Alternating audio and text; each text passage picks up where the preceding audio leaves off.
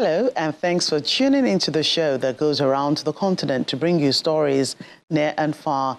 I'm Joke Rogers at Channels Television here in Lagos, and I'm joined by Vincent McCory from the Voice of America in Washington. Well, thanks. I'm Vincent McCory at the Voice of America. Happy to be with you again for another edition of Africa 54. Let's start off with the latest from Nigeria. Joke Rogers in Lagos brings you that story. The National Institute for Legislative and Democratic Studies, in collaboration with the Coker Center, has charged all politicians to ensure electioneering campaigns focus on developmental issues and not on divisive tendencies. This formed the basis for discussion at a forum held in Abuja recently ahead of Nigeria's 2023 general elections. Our correspondent, Empress Simon, brings us that report. In about 9 days from now, electioneering campaigns will commence and political parties and their candidates will be on the move to woo the electorate. But there are fears of caustic political campaign conversations, and its dangers are too dire. This is the reason for this event at the nation's capital, as the National Institute for Legislative and Democratic Studies, in collaboration with the Coker Center, convened this high-level forum for discussion on the nature of communication required by politicians during the period. The Institute has organized this high-level stakeholder forum to discuss the pertinent issues shaping political communication in our country today. This is born out of the conviction that better communication and negotiation can create harmony and more desirable outcomes in our politics. Political campaigns are mostly persuasive, but sometimes politicians get off-center when they engage in hate speech, character assassination, and primordial sentiments to appropriate attention.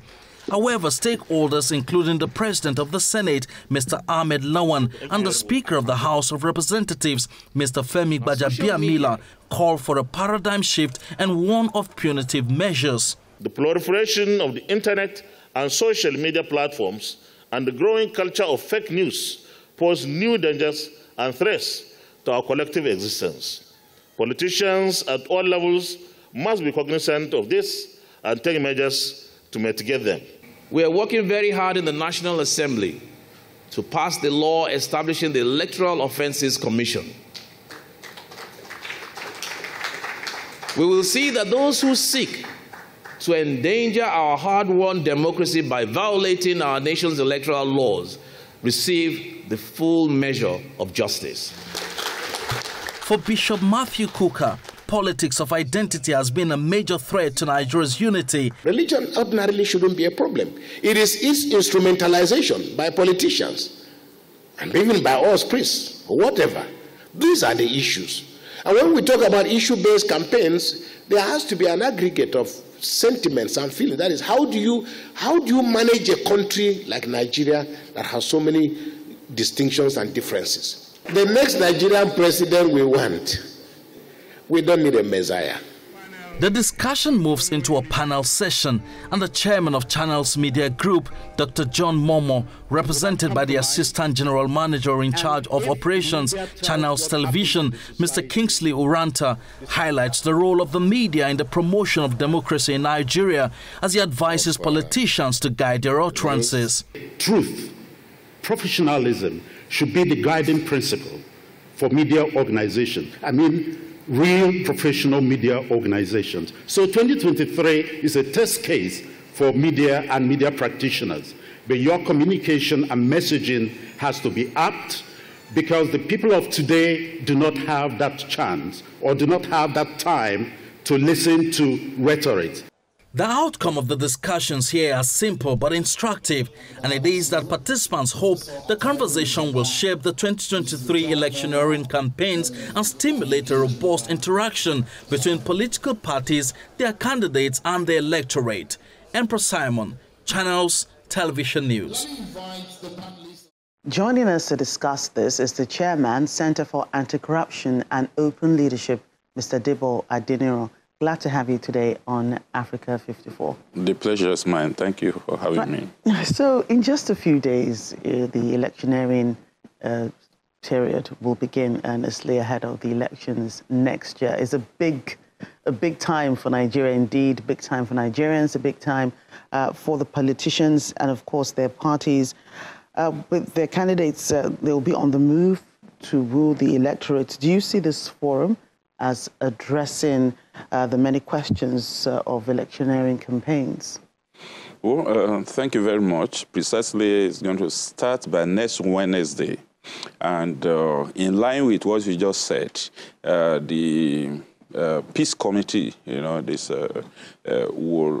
Abdulsalami Cook and the rest of them will make the presidential candidates of each of the political parties sign an accord, peace accord, yes, that they will not foment trouble. They will not allow violent electioneering during the campaign for 2023 elections. And that is a way to go. Although we have seen some trappings of violence here and there in some part of the country, and the way politicians go about, deriding each other and all of that, maybe if they sign this peace accord, it will put paid to that. So it's a way to go. Do you think the political parties have absolute control on their supporters such that they can actually curb the violence that, these peace pacts are aiming to curb?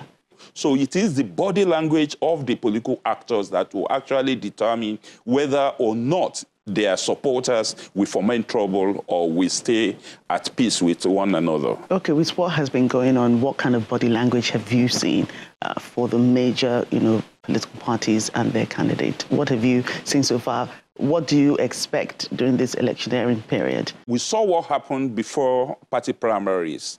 A lot of things happened within a very short period, but it went down after the primaries. Then there are a couple of disagreements, but there hadn't been political opponents attacking each other physically. Now we see some snippets of expose, whether true or not, and political propaganda, which is part of the game, and some political expensive banters being thrown at each other. These are some of those things that should should be seen, to be part of the exercise. If they believe that some candidates are hiding some of their destructive tendencies, in one way or the other, they need to tell us so that we people in the media, in the civil society, and in the Nigeria populace, public, will go after those leads that they have given to us. We expose it. When we expose it, then we will have all the necessary instruments to make informed choices. So they need to throw those banters, but it doesn't have to lead to violent attack on one another. Okay, so do you think the law of defamation, as you have rightly put, will deter, candidates and their parties from adopting hate speech and character assassination in the electioneering process, as we have seen over the years? It is not the law itself. It is the application of the law that is faulty. And what we believe that the present electioneering campaigns or maybe procedure should take note of is that those who violate the law should be made to answer for it and should be given adequate punishment. You think that the National Assembly will push fast for the Electoral Offences Commission bill to be passed before the elections themselves next year? You see, I don't know. I don't think it is necessary to the extent that we cannot reprobate and approbate at the same time. There are occasions when we say we should merge some MDAs. Now, some people are saying we should establish more.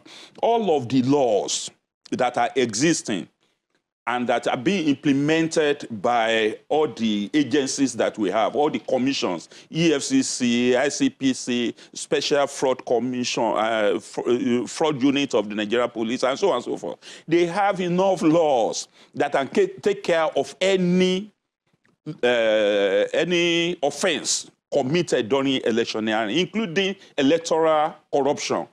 Okay, what they can, if there is any weakness in the side of existing law, the National Assembly should just busy themselves in strengthening those laws to make it strong enough to punish, and the punishment should be good enough to deter those who want to violate the laws. Right, so Chairman, Center for Anti-Corruption and Open Leadership, Debo Adeniran, thank you so much for your time today on Africa 54. It is my pleasure. Thank you for having me. An 82-year-old man in Dakalia, Egypt, Hamdallah Hafez, has created a makeshift library in a small room in his apartment. He's been collecting books for most of his life, 50 years, and still counting. Hamdallah says the paper culture is his preference until the end of life. All he desires is to find support to turn his book-stacked room into an organized library. What appears as a small hole in the wall is where Hamdallah Abdel Hafez has spent his life, amounting a collection of thousands of books, offering them to readers in his village to read or borrow for free. Abdel Hafez and his makeshift library are one of the only outlets available with books and a small reading space for inhabitants of the small village of Dakalia, north of Egypt. Paperbacks and hardbacks of topics from Islamic studies, literary works, and some educational material on the Arabic language can all be found in Abdel Hafez's place. I started collecting books more than 50 years ago. I continue to stock this library so people in my village can benefit from it, because there is no youth club or no library where those who desire knowledge or love to read can read. I come here because there is a large collection of books in Sheikh Hamdallah's library, so I come to read and borrow books from him. I also ask him about the books he has, and we recite Quran or talk about the rulings of the Sunnah, jurisprudence and hadiths. And there are miscellaneous books in all fields. Abdel Hafez's collection reached several thousands of books in a variety of topics. He doesn't only offer the books for people to read or borrow, but he also consults with people on the topics and makes recommendations for them. The old man says he hopes to find support to turn his book-stacked room into an organized library. The president of African Export-Import Bank says Africa should move away from food aid towards sustainable food production on the continent. Benedict Orama says a partnership between Africa and its international partners will help strengthen local agriculture and encourage subsistence farmers to develop agricultural business to improve their lives. His remarks come at a meeting on the sidelines of the United Nations General Assembly in New York City, organized by the Business Council for International Understanding. The meeting was aimed at empowering farmers. Viewers, Peter Clote has the story. All right, so let me ask you, how do you think Africa can move away from food aid or from aid to sustainable food production across the continent? So, the way it's done today, although it's beginning to change, is that when we have famine, we have extreme hunger, crisis, donors rush food from all over the world, but they do not get it from Africa. So what that has then done is that people give the food they have. Those who are donating give what they have. And over time, our tastes have changed. So we have recurrent food. So, Dr. Orama, what specific steps do you think African countries can take to reverse this or correct this? Africa is a huge continent. As a matter of fact, as you talk about food farming here, in other parts of Africa, there's surplus. The problem is that we're not moving those surplus from other parts of Africa to where you have scarcity, as will happen normally in a country. So what we are saying is, first, to stimulate overall food production on the continent, the donor community, if there's a food crisis in one part of Africa, they should try to supply that part from other parts of Africa where you have surplus, before you start going out if you don't have enough. The second thing is that the demand created by the donor community and also ourselves should be enough to also stimulate production of food in many parts of Africa. Food problem using AFCFTA rules and protocols. But how sustainable is this, and how will this? That is what will be sustainable, because when we then do this, we are going to see demand pulling production. So the production would then increase, and because we have the AFCFTA, you will then begin to see normal trade in food products on the continent, so that those parts of the continent that are producing can begin to supply on commercial terms to all other parts of Africa. We also have to move agriculture from just subsistence to agribusiness. We have to move, make it a business. But how can this be done? Because a majority of Africans are subsistence farmers in their respective countries. So how do you transition or move them along to agribusiness in a big scale? You see, I'm a believer in markets. You know, when you expose a farmer to market, you have to assume that everybody wants more than less. Every one of us wants to make money. So the first thing we do is we must make sure we give them access to market. When they have access to market, the profit-seeking in individuals will make them produce more. They begin to do it as a business. But then the government has to come in with all the other things that we need. When you open people to market, you have to make sure they have the inputs. You have to make sure they have the advice through the extension services, fertilizers, chemicals that may be required. If there's irrigation, you have to make sure those come. They're not all going to come in a flash. They can come one by one. And if that farmer sees that he has opportunity, that farmer will begin to ask questions. But the moment they see opportunity, I assure you they will take advantage, because they are rational human beings like anybody. We don't need to teach anybody to be rational. Thank you very much, Dr. Ram. Thank you very much. Thank you. Thank you. Welcome back to Africa 54. I'm Vincent McCory in Washington. Ahead of the UN General Assembly, South African President Cyril Ramaphosa made his first visit to the White House, where he and US President Joe Biden discussed global security, climate change, trade, food security, and health, and African nations' reluctance to condemn Russia's invasion of Ukraine. VOA's Anita Powell reports from the White House. South Africa's president made his first visit to the White House more than 4 years after he took office. President Joe Biden said the U.S. values its relationship with the Rainbow Nation. We have a lot to talk about. There's a lot happening around the world, not only on the continent of Africa, but around the world that you're engaged in as well. So welcome, looking forward to our conversation, and thanks for taking the time to be here. Biden also fondly recalled meeting Nelson Mandela, the man who led the charge to end the racist apartheid regime. Mandela became the nation's first democratically elected leader in 1994.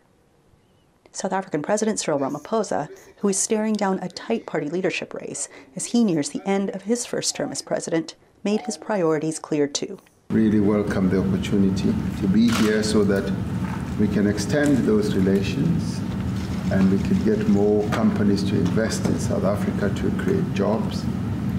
We're also here to say thank you for the support that the United States gave to South Africa and to the African continent with regard to fighting COVID-19, the vaccines that you made available.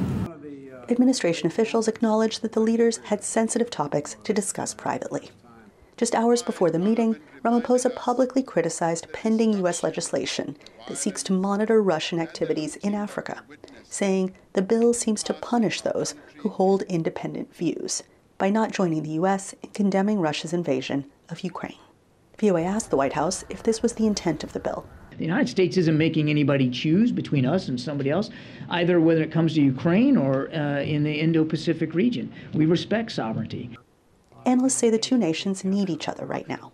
It's a very critical moment for both countries. They're both terribly divided and narrowly divided, so that I think they can help each other. And that's at the more subtle level than the agenda that is publicly announced, which is very important, not only important for South Africa, but for Africa. Ramaphosa leads a diverse, resource-rich nation that faces serious challenges, but that has a passion for equality, a knack for beating great odds, and a talent for cheerfully meeting any problem head-on by making a plan. The two leaders retreated from their boisterous, outspoken populations to talk about how to make a plan together. Anita Powell, VOA News, the White House. The United Nations Refugee Agency, UNHCR, and its partners are providing vital support for the education of refugee children at a camp near Chad's border with Sudan, despite the influx of more refugees. One young Sudanese refugee from West Darfur, Hassani Ahmad Hussein, is helping to teach these children, a service she deems more important than anything else. The university degree graduate of psychology says she will readily impact knowledge with or without financial reward any day, anytime. With an influx of refugees from Sudan to eastern Chad, UNHCR and its partners are providing vital support for the education of refugee children. Thousands of Sudanese refugees have fled Darfur to Chad in recent years. Recurrent fighting in the troubled region has forced people to abandon their homes and seek safety in neighboring countries. Around 400,000 Darfur refugees have lived in Chad since the conflict began nearly 2 decades ago. One of them is Hassani Hussein. I graduated from university with a degree in psychology. I worked hard, step by step, until I graduated. I see education and educators as more important than anything else. When I teach future generations, even if I don't get a financial reward, my reward comes from God. And for me, every time. Kuchagene Mora camp hosts around 14,000 Sudanese refugees who have fled clashes in Darfur since February 2020. UNHCR has overseen the construction of 2 schools accommodating 2,500 pupils, with 24 latrines, 2 solar-powered boreholes and 4 staff rooms. Together with its partner, the Jesuit Refugee Service, UNHCR selected and trained a staff of 39 teachers drawn from the refugees and the host community. I teach, I remember a lot of what I have learned, and it helps me support teachers and students. Some students in this school suffer from psychological trauma and family problems. During class, I can help them deal with what they are going through.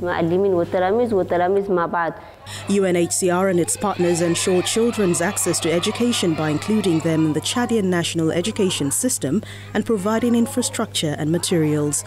But despite these investments, as the camp continues to grow, with nearly 4,000 new arrivals since the start of the year, staff highlight the stark challenges they still face. The average primary school class size is 163 students, and 10 of the 17 classrooms in the 2 schools are held in the open air due to lack of available space. Well, and that's our show for today. You can find all the continent's top news and world news online at voaafrica.com. Check it out. I'm Vincent McCory in Washington. Channels Television has our last word. We look forward to bringing you another show next week. Do remember, channelstv.com is your source for news and other programming. I'm Joker Rogers. Thanks for watching and goodbye.